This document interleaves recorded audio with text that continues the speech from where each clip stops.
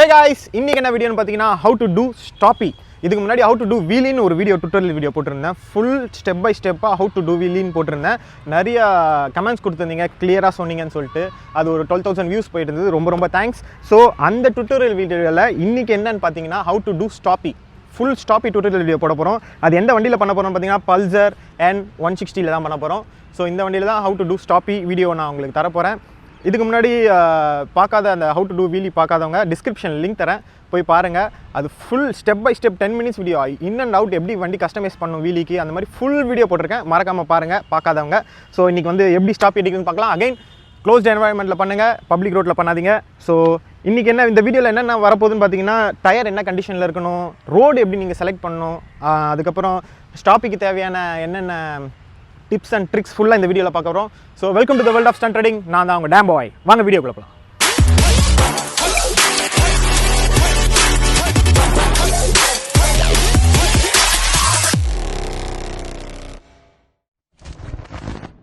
So guys, how to do Stoppie.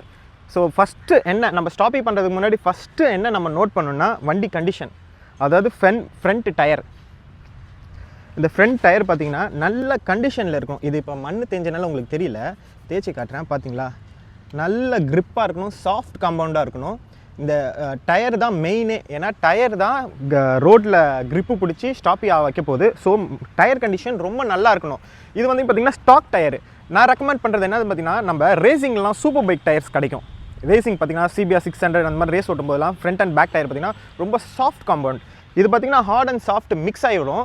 But super bike tyre பார்த்தீங்கன்னா full soft compound. என்ன corner போட்டாலும் slip ஆகுது. அந்த மாதிரி சாஃப்ட் காம்பவுண்ட் வாங்கினீங்கன்னா, செகண்ட்ஸில் வாங்கி யூஸ் பண்ணிங்கன்னா இன்னும் ஈஸியாக ஸ்டாப்பி பண்ணலாம். பட் ஸ்டில் நம்ம இந்த டயர்லையும் பண்ண முடியாதுன்னு இல்லை, பண்ணலாம். So tyre very important. அதுக்கப்புறம் ஃபோர்க்கில் பார்த்தீங்கன்னா ஆயில் சஸ்பென்ஷன் எல்லாம் பக்காவாக இருக்கான்னு செக் பண்ணிக்கோங்க. ஏன்னா ஆயில் லீக்கேஜ் இருந்ததுன்னா ஆயில் லீக் ஆகி டிஸ்கில் பட்டு பிரேக் பிடிக்காது. ஸோ அந்த மாதிரி பிரேக் பிடிக்காத போது ஸ்டாப் அடிக்கும்போது ரொம்ப கஷ்டம். பட் பிகினர்ஸ்க்கு வந்து ரொம்ப கஷ்டம். ஸோ பிரேக் ஆயில்லாம் ஃபோர்க் ஆயில்லாம் செக் பண்ணிக்கோங்க, லீக்கேஜ்லாம் எதுவும் இல்லாமல். அப்படி லீக்கேஜ் இருந்ததுன்னா மாற்றி ஃபோர்க் ஆயில் ஷீல்டு மாற்றி ப்ராப்பராக வச்சுக்கோங்க. டிஸ்கை நல்லா ப்ராப்பராக மெயின்டைன் பண்ணியிருக்கான்னு பார்த்துக்கோங்க. அதுக்கப்புறம் டிஸ்க் பேடு ரொம்ப இம்பார்ட்டன்ட். ரொம்ப பழைய டிஸ்க் பேடாக இருந்தாலும் அவ்வளோ ஷார்ப்னஸ் இருக்காது. ஸோ ஸ்டாப்பி பண்ண போகிறது முடிவாயிடுச்சுன்னா பரவாயில்ல, ஒரு அளவுக்கு கண்டிஷனாக இருந்தாலும் பிரேக் பேடை புதுசாக வாங்கி போகிறது பெஸ்ட்டு. அதுவும் ஒரிஜினல் OM பேட் வாங்கி போடுங்க, அப்போ தான் நல்ல எஃபெக்டிவாக இருக்கும். ஸோ டயர் பார்த்தாச்சா. அதுக்கப்புறம் ரோடு நல்ல சர்ஃபேஸ், கிரிப்பரி சர்ஃபேஸாக வேணும் நம்மளுக்கு. ஏன்னு பார்த்தீங்கன்னு வச்சுக்கிங்களேன், மண் சர்ஃபேஸில் போய் அடிச்சுன்னா டயர் தேய்ச்சிட்டு போயிடும். வீலின்றது வந்து எப்படி வேணால் பண்ணிடலாம் நம்ம பாடி வெயிட் போய்ட்டு. பட் ஸ்டாப்பின்றது முழுக்க ஃப்ரண்ட் டயருக்கும் ரோட்டில் இருக்க கிரிப்புக்கும் சம்மந்தப்பட்டது. அப்படி இருந்தால் மட்டும்தான் ஸ்டாப்பி நல்லா அடிக்க முடியும். இல்லைன்னா வச்சுங்களேன் தேய்ச்சிட்டு போயிடும். ஃப்ரண்ட் டயர் ஃபுல்லாக தேய்ச்சிட்டு போகும். ஸோ சர்ஃபேஸ் செலக்ட் பண்ணுங்கள், நல்ல சர்ஃபேஸை செலக்ட் பண்ணுங்கள். அகைன் பப்ளிக் ரோடு கிடையாது, க்ளோஸ்டு என்வரான்மெண்ட்டில் இல்லைனா பப்ளிக் யூஸ் பண்ணாத ரோடு, யாருமே அந்த இடத்துல வராத ரோட்டில் கண்டிப்பாக ப்ராக்டிஸ் பண்ணலாம் வித் ப்ராப்பர் பர்மிஷன் வாங்கி. அதுக்கப்புறம் மெயினில் டயர் என்னென்னு பார்த்தீங்கன்னா, நம்ம வீலி பண்ணும்போது நான் சொல்லியிருந்தேன் ஏர் ப்ரெஷர் கம்மி பண்ணுன்ட்டு. ஏன்னா வீலியில் பார்த்தீங்கன்னா பலூன் மாதிரி இருக்கா டயரு.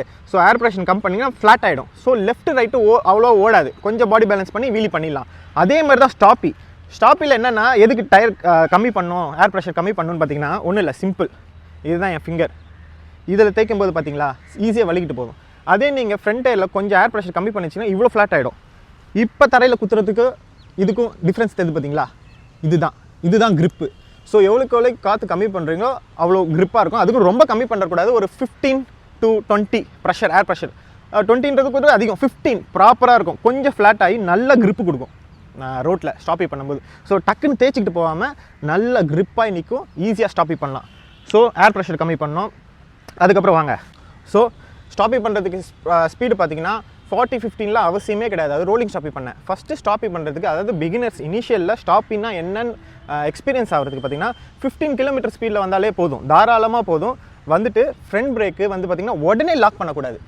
இப்போ பார்த்தீங்கன்னா இந்த வண்டி ஓரளவுக்கு தான் பார்ப்போம். டியூக்கு R15 அதெல்லாம் பார்த்திங்கன்னா அடித்த உடனே தூக்கி போட்டுரும். வண்டி ஸ்டாப்பி ஆகி நட்டுட்டு கீழே விழுந்துடும். வண்டி வந்து மேலே வந்து உழுவுறதுக்கு நிறைய சான்சஸ் இருக்குது. ஸோ நம்ம வந்து ஸ்மூத்தாக தான் அப்ளை பண்ணணும். இப்படி பார்த்தீங்களா, இப்படி வந்து ஸ்மூத்தாக தான் அப்ளை பண்ணணும். அதாவது ஃப்ரண்ட் டயர் ரோலிங்லேயே இருக்கணும், ஃப்ரண்ட் டயர் லாக் ஆகக்கூடாது. அதுக்கேற்ற மாதிரி தான் ப்ரெஷர் கொடுக்கணும். அந்த ப்ரெஷர் கொடுக்கும்போது 2 காலும் டேங்க்கில் ஒட்டி நம்ம கொஞ்சம் ப்ரெஷர் கொடுக்கணும். நிறைய பேர் என்ன வீடியோ போடுறாங்க பார்த்தீங்கன்னா, டேங்க்கில் ஒட்டிட்டு ஏந்திக்கணும் சொல்லுவாங்க. அது இல்லை, ஆக்சுவலாக டேங்க்கில் உட்காந்து ஏந்திக்கிறது எதுக்குன்னா இங்கே ப்ரெஷர் கொடுக்கணும். இங்கே ஏஞ்சா மட்டும் போதாது, இங்கே ஏந்திக்கிறது இந்த கை வழியாக ப்ரெஷர் வந்து ஹேண்டில் பாரில் குத்தணும். இப்படி குத்துனா தான் அந்த நீங்கள் கொடுக்குற ப்ரெஷருக்கும் நீங்கள் உங்கள் பாடி வெயிட்டை போட்டு இங்கே அமுக்கிறதுக்கும் ரெண்டும் ஒரே சிங்கில் இருந்தால் தான் வந்த உடனே அடித்த உடனே ஸ்டாப்பி ஆகும். தேயாமல், டயர் தேயக்கூடாது. டயர் தேயாமல் இருக்கிறதுக்கு தான் நம்ம வந்து ஹேண்டிலில் ப்ரெஷர் கொடுத்து இப்படி தூக்குவோம். ஸோ காய்ஸ், இப்போ வந்து ஒரு பேபி ஸ்டாப்பி இனிஷியலாக எப்படி அடிக்கிறது நான் அடித்து காட்டுறேன். நல்லா நோட் பண்ணுங்கள். நான் எங்கே ப்ரெஷர் கொடுக்குறேன், எப்படி புஷ் பண்ணுறேன், எப்படி டிஸ்கை யூஸ் பண்ணுறேன்னு பாருங்கள்.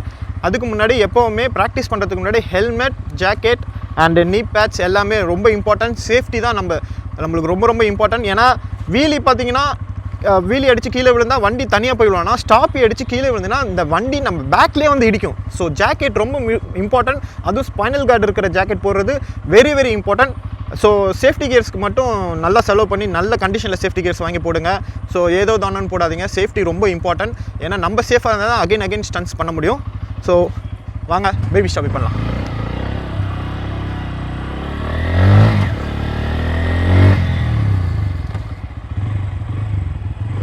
இப்போ பார்த்தீங்கன்னா ஒரு ஸ்லோ ஸ்பீடில் தான் வரேன். ஃபஸ்ட்டு கியர்லேயே தான் வரேன்.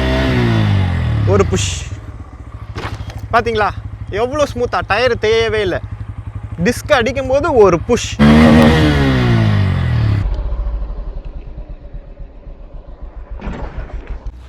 ஸோ கைஸ், இப்போ எப்படி பேபி ஸ்டாப்பி அடிச்சோன்னு பார்த்தீங்களா?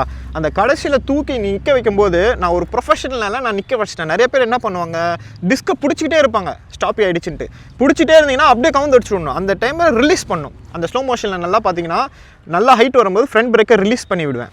இப்போ ரோலிங் ஸ்டாப்பி எப்படி அடிக்கிறதுன்னு பார்க்கலாம். அதே டெக்னிக் தான். ஆனால் ரோலிங் ஸ்டாப்பி அடிக்கும்போது அதே தான். டிஸ்கை அழுத்தி பிடிச்சிட்டு ரோலிங் ஆகும்போது ரொம்ப ஹைட் வரும்போது விட்டு பிடிக்கணும். ஸோ கைஸ், இந்த விட்டு பிடிக்கிறது எப்படின்னு பார்த்தீங்கன்னா ஒரு ப்ரெஷர் தான். ஒரேடியாக விட்டுட்டு பிடிக்கக்கூடாது. அப்போ விட்டு பிடிக்கினா சக்குன்னு தூக்கி அடிச்சிடும். ஒரு ப்ரெஷர்லாம் எக்ஸாம்பிள் என்ன சொல்கிறீங்கன்னா, பெட்ரோல் பங்க்கில் பெட்ரோல் போடும்போது பெட்ரோல் கன் இருக்குது பார்த்தீங்களா, அதில் அவங்க அழுத்தும் போது ஸ்பீடாக அடிக்கும். அதில் கொஞ்சம் வெயிட் ரிலீஸ் பண்ணும்போது ஸ்லோவாக வரும் பார்த்தீங்களா, அதே எக்ஸாம்பிள் தான் இங்கேயும். கொஞ்சம் ரிலீஸ் பண்ணி விடணும் ஹைட்டு வரும்போது. அப்போ இந்த டைல் இப்படி போகும். எக்ஸாம்பிள் இப்போ அடித்து காட்டுறேன் பாருங்கள். ரோலிங்கு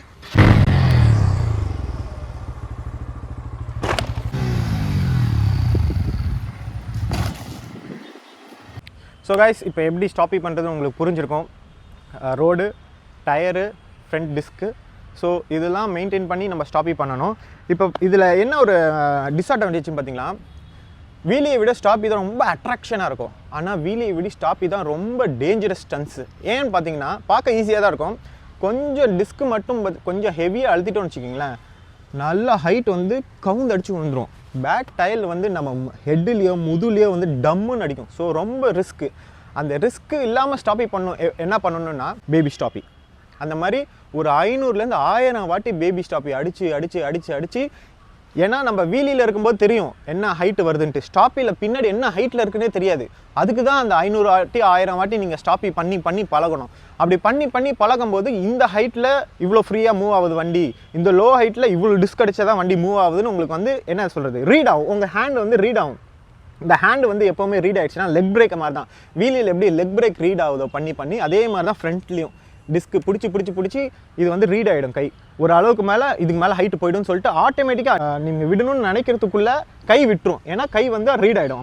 உங்களோட விரல் டிஸ்க்கு ஏற்ற மாதிரி ரீட் ஆகிடும். ஸோ அந்த மாதிரி ஃபஸ்ட்டு பேபி ஸ்டாப்பி வந்து நிறைய ப்ராக்டிஸ் பண்ணுங்கள், நிறைய நேரம் ப்ராக்டிஸ் பண்ணுங்கள். டயரு தேயும், திருப்பி மாற்ற வேண்டிய சுச்சுவேஷன் வரும். எஸ், பட் ஸ்டில் சேஃபாக கற்றுக்கணுன்னா இதுதான் ஒரே வழி. 500 to 1000 டைம்ஸ் ப்ராக்டிஸ் பண்ணுறோம். எனக்கு தெரிஞ்சால் மில்லியன் டைம்ஸ் ப்ராக்டிஸ் பண்ணுறது தான் நல்லது. அதுக்கப்புறம் தான் ரோலிங் ஸ்டாப்பி நான் சொல்கிறது. ஸோ இது மாதிரி நிறைய ப்ராக்டிஸ் பண்ணி தான் ரோலிங் ஸ்டாப்பி பண்ண முடியும். நீங்கள் எடுத்தோடனே பேபி ஸ்டாப்பி ஆகி வந்துருச்சேன்னு சொல்லிட்டு ஒரு 10வது அட்டம்ப்டில் இல்லை ஒரு 12வது அட்டம்ப்டில் வந்து ஸ்பீடாக வந்து ரோலிங் ஸ்டாப்பி அடிக்காதீங்க. ரொம்ப ரிஸ்க்கு. பின்னாடி வந்து வண்டி விழுந்துடும். ஸோ 500-1000 வாட்டி பேபி ஸ்டாப்பி பண்ணி பழகிட்ட பிறகு தான் ரோலிங் ஸ்டாப்பி போகணும். ஏன்னா அதுதான் நம்ம கீழே விழுவாமல் கற்றுக்க முடியும் ரொம்ப சேஃபாக. வீடியோட எண்டுக்கு வந்துட்டோம். எனக்கு தெரிஞ்ச எல்லா டிப்ஸ் அண்ட் ட்ரிக்ஸ் சொல்லியிருக்கேன். மெயினாக நீங்கள் பார்க்குறது திருப்பி ஒன் மோர் சொல்கிறேன். டயர், ரோடு, டிஸ்க்கு கண்டிஷன், அப்புறம் க்ளோஸ்ட் என்விரான்மெண்ட், பப்ளிக் ரோட்டில் இல்லாமல் வித் மெயினாக சேஃப்டி கியர்ஸோடு பண்ணுங்கள். வீலி பண்ணுறது ஈஸி, ஸ்டாப்பி பண்ணுறது ரொம்ப கஷ்டம். ஏன்னா ரொம்ப ஹைட் வந்துச்சுன்னா கீழே விழுந்துரும், தப்பிக்கவே முடியாது, எதுவுமே பண்ண முடியாது. வீலினாச்சும் வண்டியை விட்டு ஓடிடலாம், ஸ்டாப்பி ரொம்ப ரிஸ்க்கு.